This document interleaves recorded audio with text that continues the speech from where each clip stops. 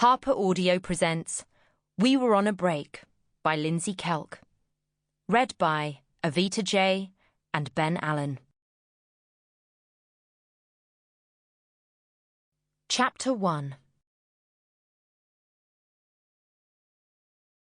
It really doesn't matter how brilliant your life is.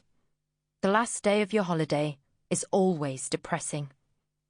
I'm talking Monday dread, plus post-Christmas blues multiplied by a maxed-out credit card, with the added bonus of knowing there are at least another 12 holidayless months stretching out in front of you before you'll be able to get away again.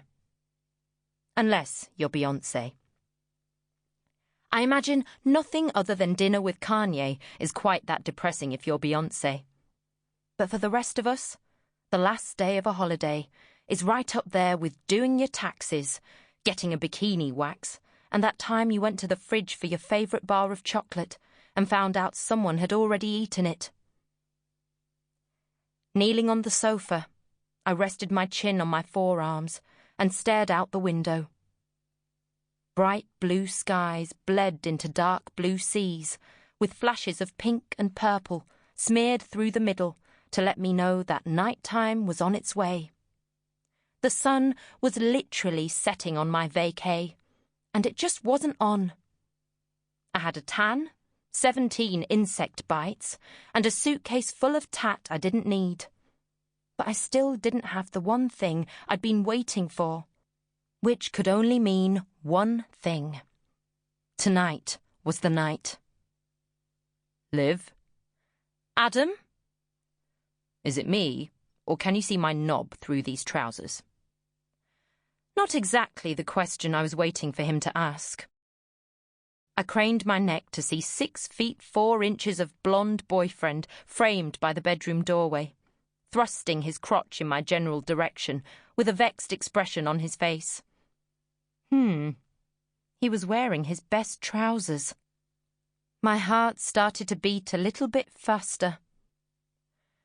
I don't think so, I said, squinting at the general area. You could sort of see it, but only if you were looking for it.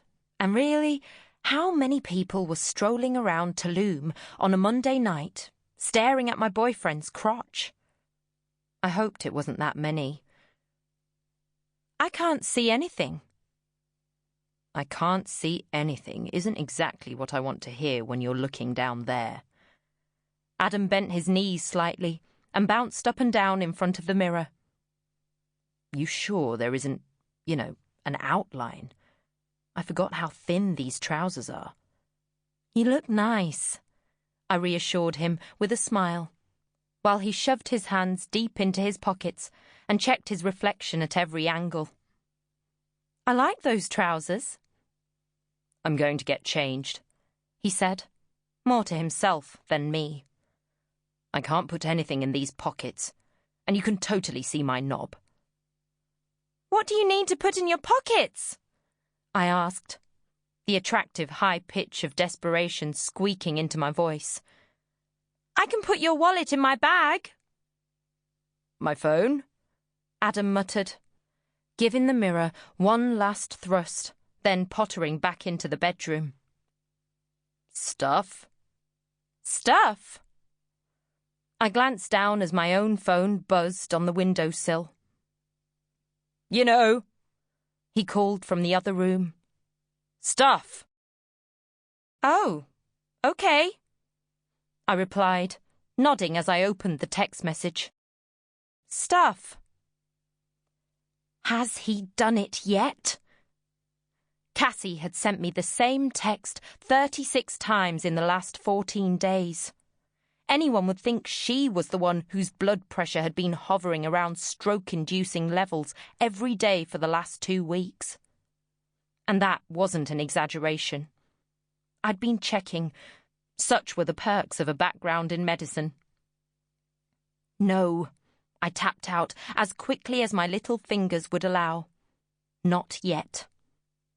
I added 3 sad faces, just in case she wasn't sure how I was feeling. And then a unicorn, just because. There's always room for a unicorn.